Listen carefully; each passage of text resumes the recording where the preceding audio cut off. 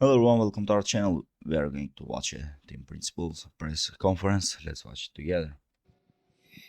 Welcome everybody to our team's press conference here at Suzuka ahead of the FIA Formula One Japanese Grand Prix. Joining us, we have Laurent Mekies, Andrew Shovlin and Ayao Komatsu. And Laurent, if I could start with you, there has been so much focus on Liam and Yuki in the build-up to this race. So can we start by talking about them? And Liam, first of all, what kind of a driver has rejoined your team this weekend?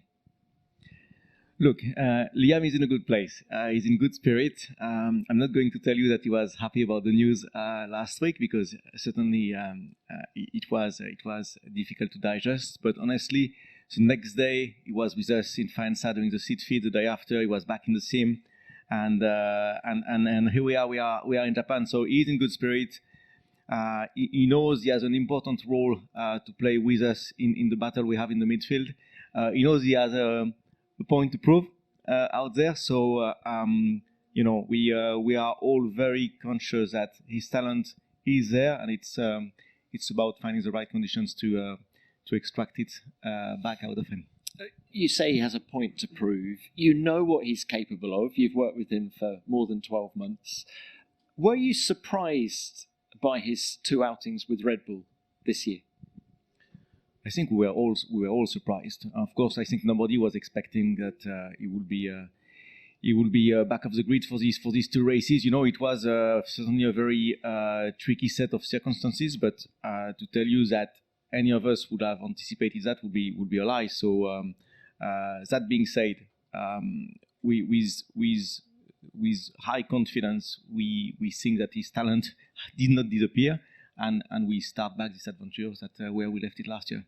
Can we quickly talk about Yuki as well? Because you've told us many times how good he is. Do you think he's ready for this promotion to Red Bull Racing? Yes, for sure, he's ready. We, as you said, we had these questions here many times in the past, and we kept repeating that Yuki has made an incredible step last year compared to his previous seasons, and we really felt that if he was going to make another step in 2025, we would be talking about very serious level, and that's exactly what he has done. So credit to him. He also had the bad news at the end of last season. He went to Japan, he came back, very strong spirit. As soon as he joined us back in Faenza in Milton Keynes in January, he worked extremely hard. The spirit was there. The attentions to all the details was there, and when he jumped in the car in Bahrain, he showed pretty much straight away to us that he had made another step. All right, look, final one from me. Let's bring it on to your car now. You've had a very fast racing car so far this year. What is capable, do you think, this weekend at Suzuka? It's we take nothing for granted. No? So the car was fast in Melbourne and in China, which is a good sign. But equally, the pack is very tight. Behind the first four top teams, between P5 and P10 at the Constructor Championship, it's extremely tight. So we think we will be in that fight again this weekend. Whether we have enough to lead the pack, at least as we did in qualifying in Melbourne and in Shanghai.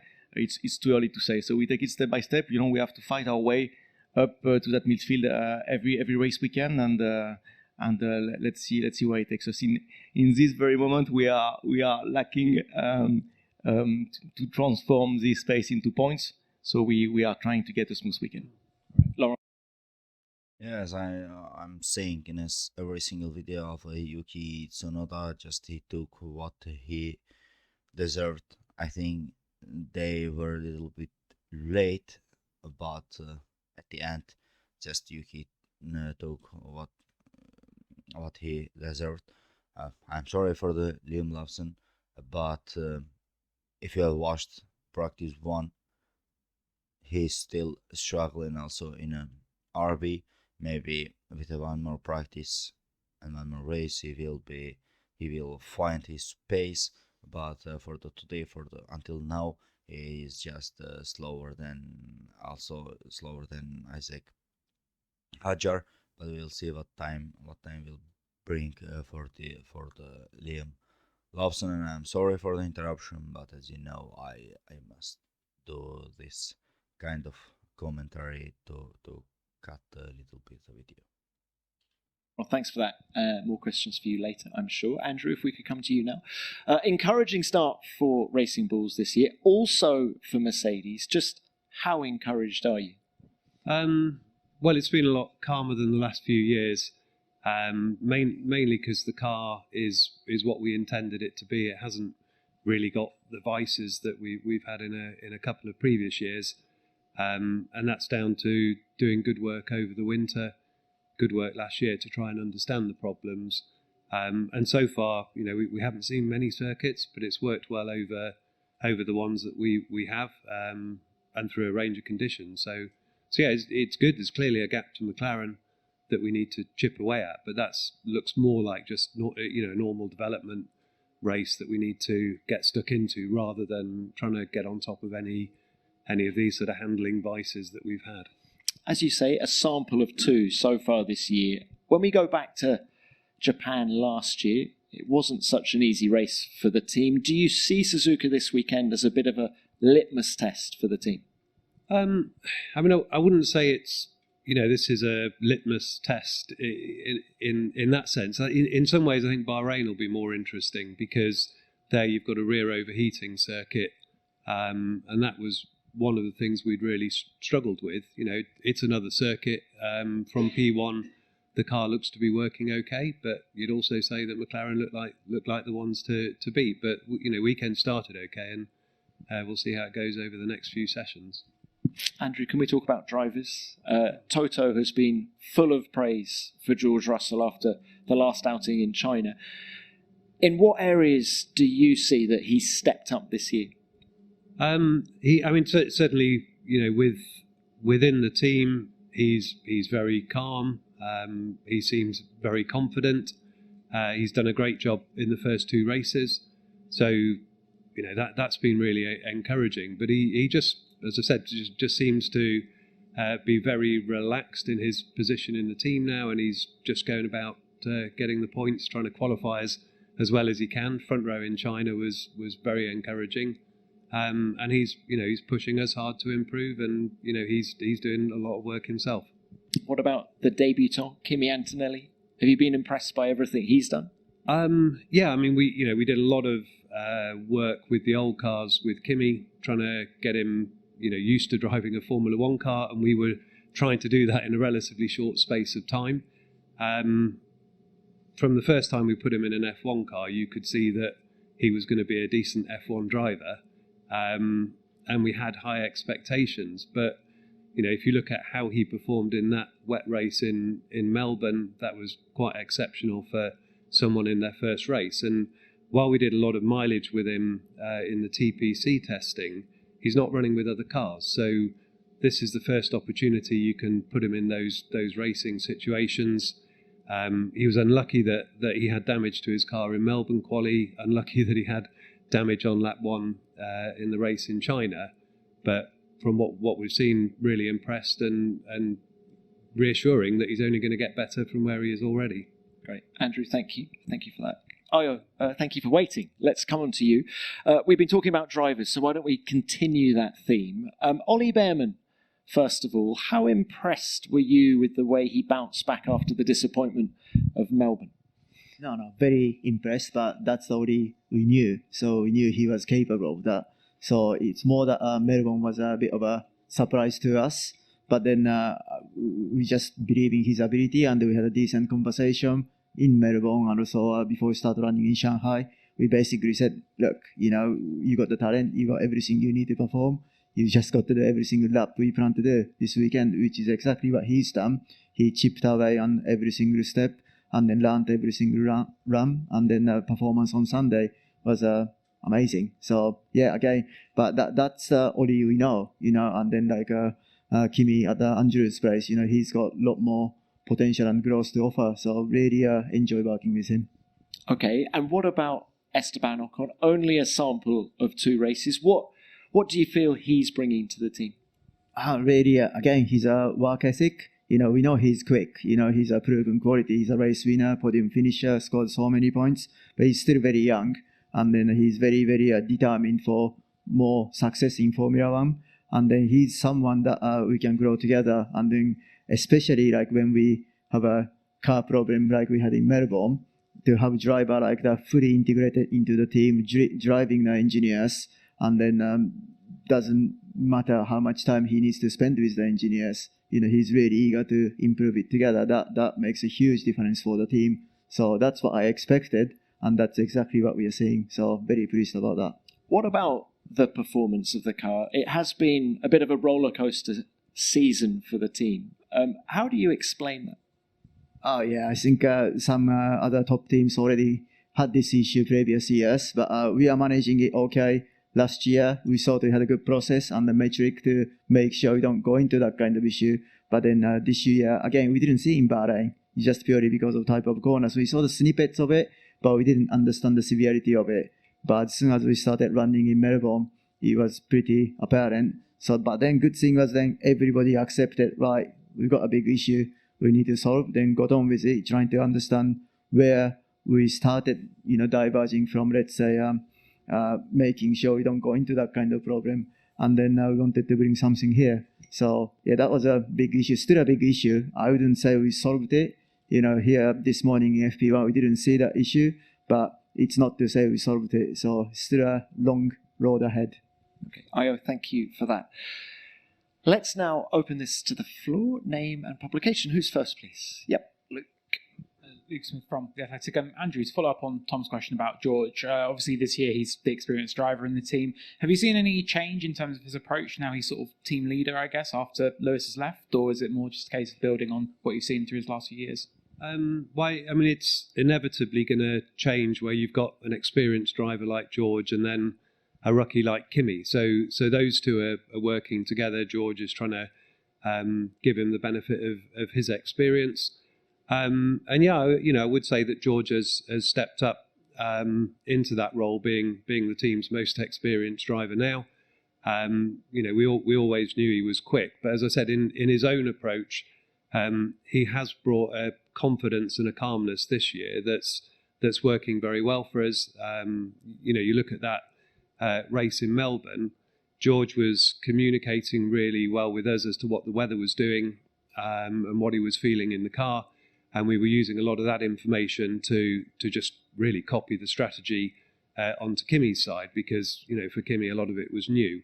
But yeah, really, really pleasing to see how the two of them are working together. As I said, how George has stepped up into that role.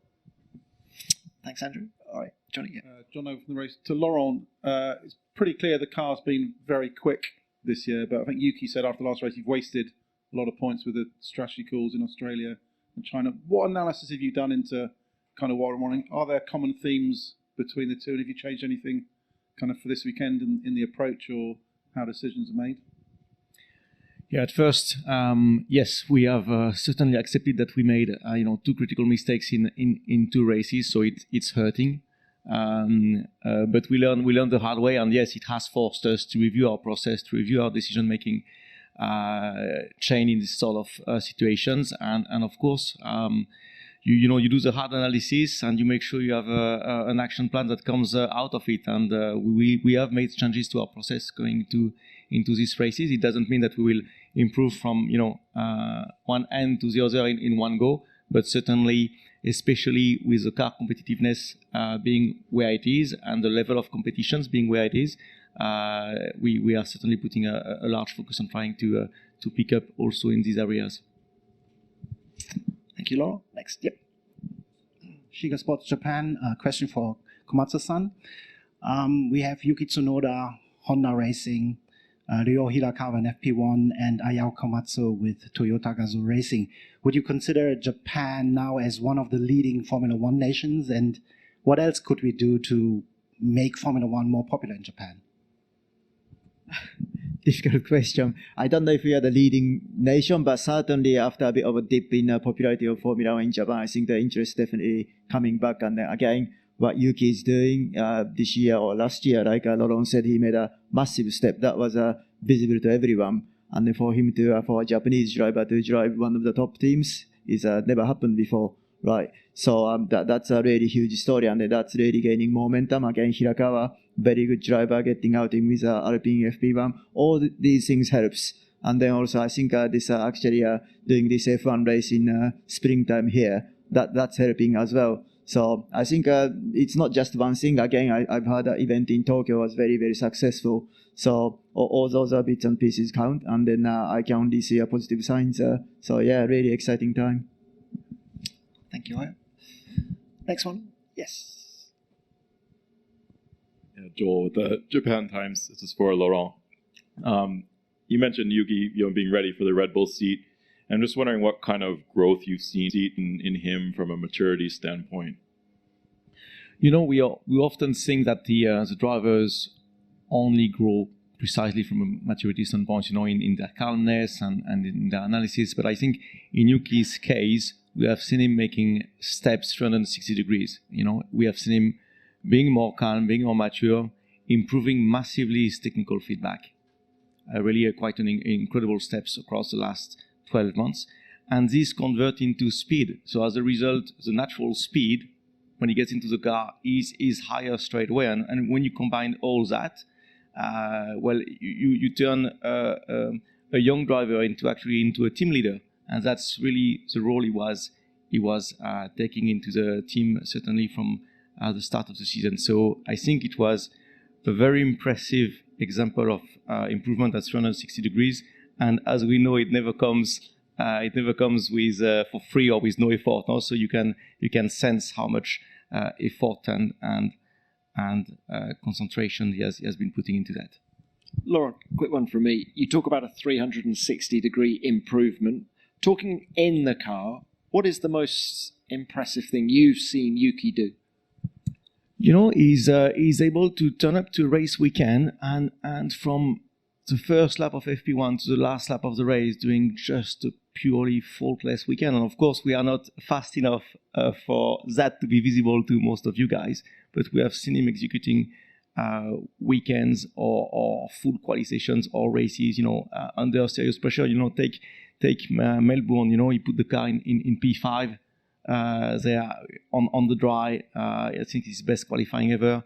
You take the sprint race in China, he finished P6 with huge pressure from faster cars behind him, didn't put a foot wrong. So, what you see outside of the car is certainly turning up into very tangible improvements when he's driving the car. Thank you for that. Next one. Yes, Adam. Adam Cooper, one question for Laurent. Going back to the end of last year, how much input, how much feedback did you give in terms of the driver decision-making process? Did you personally think Liam was ready for promotion after 11 races, given that Christian calls it the hardest job in Formula One? Did you have some sort of concerns that maybe it was too much too soon? So it's an interesting one, as a team, as Visa Cash App Racing Bulls, our first objective is competitiveness. Our second objective is to grow the young talents for the Red Bull family. So our job is to get to the end of the year or sooner in some cases and to put on the tables one or two drivers which hopefully are of interest for our big brother. And to answer your questions, in the case of last seasons, we felt that was the case with both drivers. And that's what we presented to Christian, to Helmut, and to the wider Red Bull family, to two drivers that are, according to us, able to step up into the bigger team. And then, of course, the rest of the decision is completely up to them.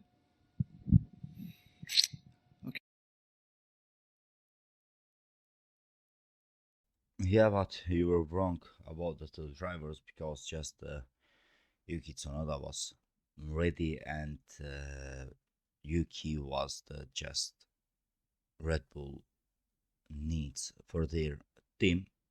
They did a mistake, but that mistake last just two races, and I think they find the right way. Just swapped immediately Liam Lawson, and also maybe they had a lot of pressure from the media, from the internet, and the other things. But at the end of the day, Yuki is driving for the Red Bull, and I think he is doing a good job. Okay, thank you. Yes, another question. Yeah. Question for Ayao Komatsu-san, Hashiga Global, Shiga Sports Japan.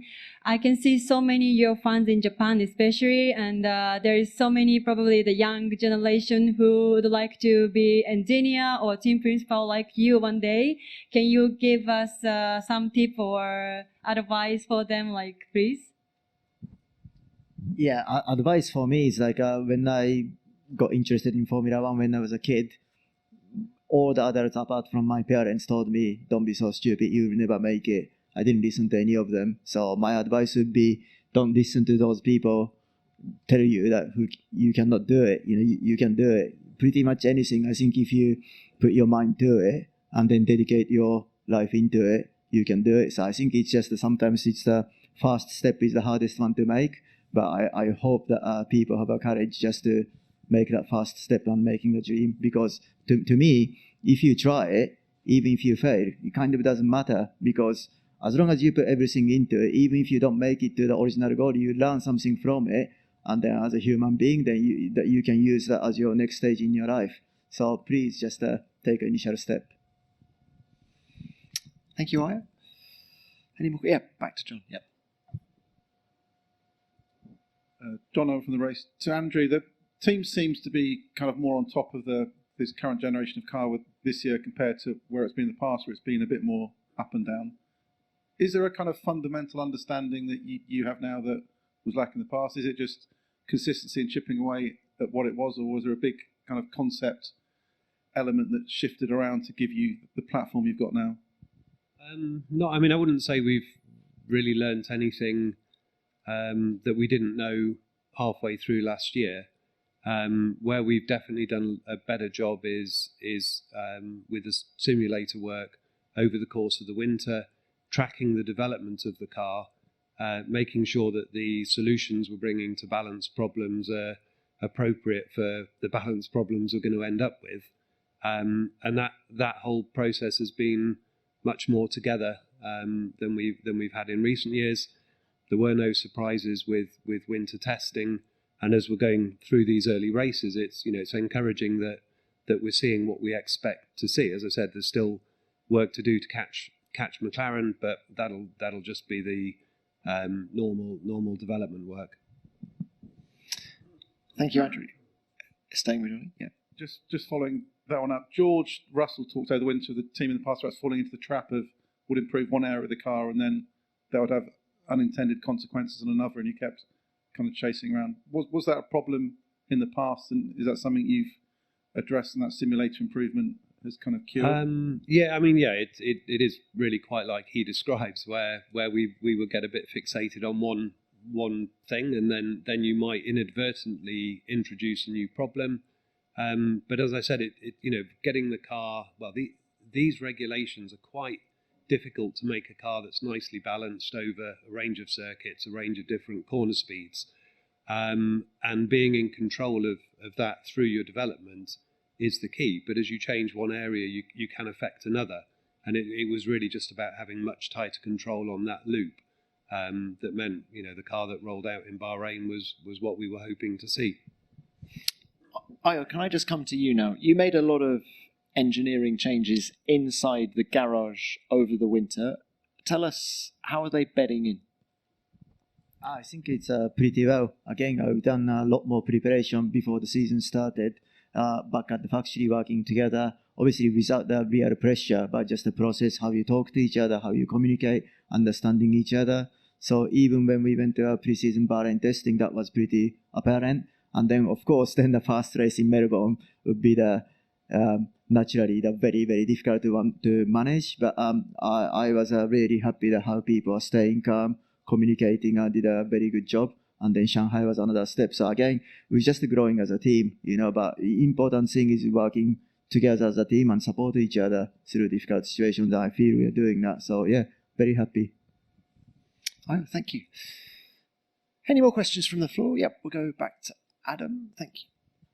Adam Cooper, everyone. You're all running rookies this year. Can I ask you for your thoughts or verdicts on the other drivers, the other rookies, other than the guys in your own teams? Who's impressed you? Who's caught your eye? Who'd like to start with that? Laurent, why don't we get your thoughts on the rookies? I think it's quite a great generation of rookie drivers that we got this year coming to Formula One, and I think they are all proving that they have the level to be here. They have all been through various level of pressure. I think it's quite early to give a judgment on who is fast and who is not. We have seen as a roller coaster that most of them have been going through, so I think it's early days. I know Adam wanted your thoughts on other rookies, but can we just ask you about Isaac Hadjar and how he bounced back from that disappointment in Melbourne? I think he has been outstanding, really. I think he's in fairness to Isaac, he had 1 day of dry testing in his life in a Formula One car before going to Bahrain test. And then a day and a half later, you are in Melbourne. And if you take that into consideration and see what he has done in Melbourne, I think he was half a tenth from Q3. I think it was an outstanding debut. Then you get the massive cold shower with what happened in the formation lap. And he bounced back straight away, went to China, a track he had never driven to, and put the car in P7 in qualifying. So I think it says a lot about the sort of level these guys are at. I think Isaac has been doing an outstanding debut. He's getting a very quiet time right now because we have all the excitement with Yuki and Liam. But the truth is, the raw speed undoubtedly is there, and we are looking forward to start this development path with him. As much as we have seen all the other very good rookies developing through the months and through the years, we're looking forward to see how much more he's going to bring to this quite fantastic starting point. Andrew, rookies. Right, I mean, it's quite impressive the way that a lot of them can go from F2 or other feeder series straight into F1 and performing at a good level. I mean, to be honest, we've had so much focus on Kimi. We haven't really been looking at everyone else, and with Kimi, we're measuring him by where he is compared to George, where he is compared to the other drivers in the top teams. But there's obviously a lot of talent there. It is difficult for them when you've got 1.5 days in Bahrain to get used to the new car. Then you're thrown into some of the situations we've had, the wet race in Melbourne, difficult circuits like China and here in Suzuka. They're all quite challenging tracks, but I think quite exciting for the sport to have so many new names coming into it. And Andrew, when you look at the data, Kimi's data, George's data, where are the main differences at this stage? Well, I mean, the big one is, George has been to this track many times. He knows his way round it, and you could see straight off in P1 that he's pushing the car, putting it on the limit. Kimi is deliberately stepping into that because he knows that the worst thing for your weekend is you lose part of a session or you damage the car and it just sets you back, in the learning, but also in your confidence. So he's having to structure his weekends with Bono to sort of close that gap through the course of it.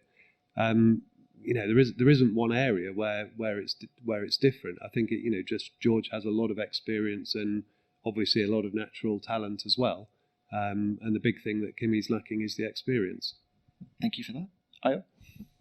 It's very similar, to be honest. I think it is really good for the feeder series, and it's impressive that they come in for Formula One. Nothing prepares for this pressure and the intensity, and they're able to perform at the level they do. But then, especially if I talk about Oli, because like Andrew, I'm focusing much more on our own driver rather than other rookies. But what's impressive is, of course, we knew he's got speed, but just his maturity at the age of 19 is pretty impressive that at such young age, you have that maturity and the ability to understand the overall situation and conduct himself in a certain way. So as an overall package, I think its preparation's amazing. And then, pretty impressed. And then it's exciting to be able to talk about these things. Thank you all. We've got time for another one. Yeah, John. John Noble from the race.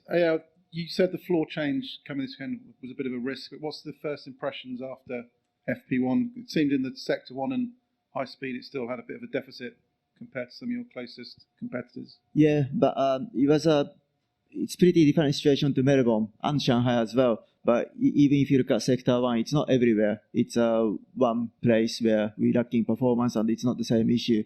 Then we've been running a different flow across the cars. And then if the answer was completely conclusive, we would have equalized the cars for FP2. But to be honest, it's not. I think that, so we're going to carry on our test programming FP2.